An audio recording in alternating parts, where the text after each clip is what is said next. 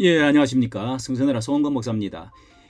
우리 한국 교계의 원로 목사님 중에서 가장 존경받고 또 합리적인 목회로 가장 큰 또 교단, 교회를 이끌으셨던 대표적인 그 교회 목사님 박조준 목사님께서 아마 미국에 살고 계시다가 이번에 이렇게 크리스찬 투데이지를 통해서 대담을 함으로써 한국 교회의 목회자들 교회에 어떤 방향 선도를 해주신다는 점에서 굉장히 중요한 말씀 대담을 하신 것에 대해서 이해를 나누어 가지고 이렇게 말씀하신 것이 있습니다. 신년 대담 박조전 목사 신년 대담해서 이 박조전 목사는 첫 대담에서 한국 교회 목사들이 이 정치 이념에 가만히 매몰돼 갖고 있으면은 큰일 난다, 외쳐야 된다, 움직여야 된다, 이렇게 이제 말씀을 하셨네요. 한국 교회 올해에 90세가 되시는 이제 목사님인데 목사님이 되시고 그런데도 아주 뭐 정말 그 절제해서 아직도 이제 건강한 얼굴 모습을 보니까 반갑습니다. 통합측의 저동에 있는 영락교회에 우리 한국교회의 정말 그 뿌리요. 이 영락교회를 세우셨던 한경직 목사님의 두 번째 담임 목사로 아주 크게 그 뒤로 또 크게 부흥을 시켰었어요.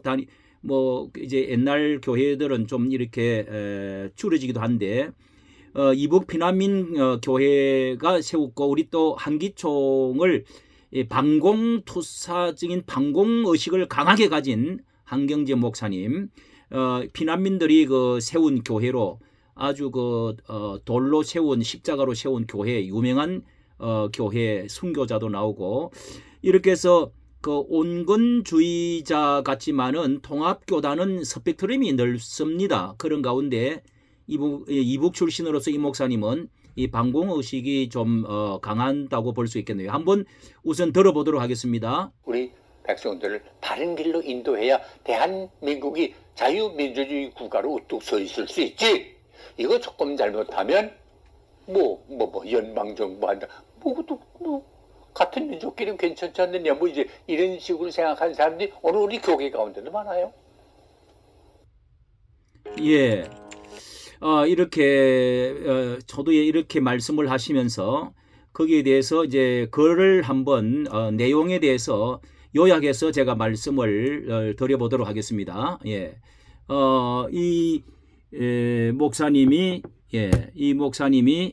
이렇게 신년 대담을 하시면서 이렇게 대담하는 가운데 이런 말씀을 이제 이분은 미국 프린스턴 신학대학을 졸업하고 뭐 잘 아시는 대로 영락교회 갈보리 교회 뒤에 나오셔서 이제 갈보리 교회까지 하셨죠. 그 다음에 유명한 그 국제 독립교회 연합회를 주도하고 만들으신 분이죠. 거기 이제 많은 사람 신학교도 있고 이제 신학교 위주로보다도 연합회 위주로 교단이 많이 큽니다. 그리고 이제 대담 가운데 이런 말씀을 하고 계십니다. 이런 말씀을 하고 계시는데요. 자, 한국 교회와 사회는 어떻게 보시느냐? 코로나 때문에 지장이 많이 있지만은 결국은 이렇게 연구하고 힘쓰는 데 달린 일입니다. 결국 목회자가 그럼에도 일반적으로 출석 인원이나 재정 등이 보통 70% 정도 줄었다고 본다고 말하면서 불교 천주교의 3대 종교 부끄럽지만은 신뢰도가 가장 떨어진다고 말씀을 하시고요. 이렇게 성도들이 안 나와도 코로나 탓하면서 좀 안일한 상태에 있지 않나 이렇게 진단을 했습니다. 그냥 놔두면은 더 약해지고 상당하게 회복하기 어렵습니다. 우리가 열심히 더 해야 됩니다. 더 각성해서야 목사들이 각성해야 됩니다. 기독교가 어디로 가야 되느냐? 남북한이 나뉜 것만도 불행한데 대한민국 국민들의 사상적으로 나뉘어 있잖아요. 누구도 부인하지 못할 사실입니다. 이렇게 말하시면서 교인들이 당황하는데 어느 쪽이 옳고 성경적이고 하나님의 뜻이고 교회가 나가야 되는지 교인들은 불만인 거죠. 요즘 이렇게 하나님 믿는 참 맥이 빠질 때가 많습니다. 코로나도 그렇고요. 이러면서 이 목회자들이 메시지의 문제점에 대해서 물었더니 그 이해는 해요. 이쪽 사람 이렇게 말하면 이 사람 이쪽에서, 저렇게 말하면 저쪽에서 싫어하지 않겠나. 성경만 전하는데 무슨 소극적이지요. 전한다는 것만 하면 소극적이라는 겁니다. 여호수아의 말처럼 하나님을 택하든지 이방신을 택하든지 하나 택하라고 해야지, 이도저도 아니라는 식으로 하면 교인들은 혼란하고 지도자는 사명을 다하는 게 아니지 않나 생각합니다. 이렇게 말했네요. 교인들이 반대해서 떨어져 나가면 어떡하나. 적당히 하려 하는데 그건 아닙니다. 목사는 생명을 걸고 전도해야 합니다. 정인의 본래 뜻이 순교 아닙니까? 순교 정신, 바로해야 됩니다. 지도자는 지도하는 사람이지 자기 몸이나 건사해서는 안 됩니다. 오늘 시대 영적으로 보면 아합 왕 시대처럼 이세벨 여자하고 이렇게 이방신을 섬기다가 물이 들어서 3년 6개월간 이렇게 어려움을 당했을 때 그 비가 안 내리면 다 타버릴 것인데, 그때 아합 왕은 이렇게 저 엘리야라는 놈을 잡아 죽여야 된다 탓을 이렇게 했다가 결국은 이제 그 800 아세라 바알과 아세라 섬기던 850명 이제 녹을 먹는 그 가짜 선지자들과 싸워가지고 결국은 이렇게 불이익을 당하니까 이렇게 해서 용기를 잃고 숨어 있는 사람. 그래서 이게 현실이 내가 나선다고 나라가 바로 되냐 하면서 가만히 있지, 적당히 살자, 이렇게 이렇게 해서 숨어 있다는 겁니다. 이렇게 오늘날 바른 말 하는 사람 있나 보세요. 없어요. 이게 우리에게 실망을 주는 것입니다. 이렇게 엘리야처럼 목숨 걸고 싸워야 됩니다. 내가 싸우면 이길 수 있습니까? 천만에 우리는 못 이겨요. 그러나 성경은 기적적으로 이김을 주신 하나님께 감사한다고 말했고요. 마르틴 루터가 내 힘만 의지할 때 패할 수밖에 없다, 이렇게 찬송가도 있지 않아요? 좀 더 구체적으로 대한민국이 자유민주주의 국가로 우뚝 설 수 있습니다. 조금 잘못하면 남북한 연방정부 한다, 같은 민족끼리 괜찮지 않느냐, 이런 식으로 생각하는 사람들이 교회도 많아요. 지금 국회 맨날 싸우지 않습니까? 그런데 민주주의 사회니까 싸우는 것입니다. 북한 보세요. 김정은이 한번 손들면 다른 사람들이 어떻게 합니까? 다 따라 들어요. 만일 한 사람이라도 안 들면 어떻게 되겠습니까? 그저 끝납니다. 비록 싸우지만 각자 의견을 내놓고 서로 토론하는 자유민주주의, 느리지만은 사람 사는 겁니다. 북한 김일성, 김정일, 김정은처럼 독재해서 나라 마음대로 휘두르면 어떡합니까? 다 울면서 굶어 죽어요. 비참합니다. 사회주의, 공산주의 잘 사는 나라 봤나요? 부자 나라도 다 거지 돼요. 그런데 자기 것은 챙기지요. 대단히 미안한 말이지만 우리 목회자들이 너무 안일해요. 세상에 잠들어 있고요. 편안한 것만 찾습니다. 마침 니네로 가라고 명했는데 다시스로 가면서 잠자고 있어요. 배 타고 잠자고 있습니다. 그런데 그 배가 평안했어요. 결국은 풍랑을 만나 침몰 위기에, 그래서 도망가던 사람마저 바다에 던지는 이런 일이 생겨나지요. 나도 목사지만은 목사들이 조금 잘 되는 것 같으면 내가 해서 그렇다, 이렇게 됐다 하는데 어림없는 말입니다.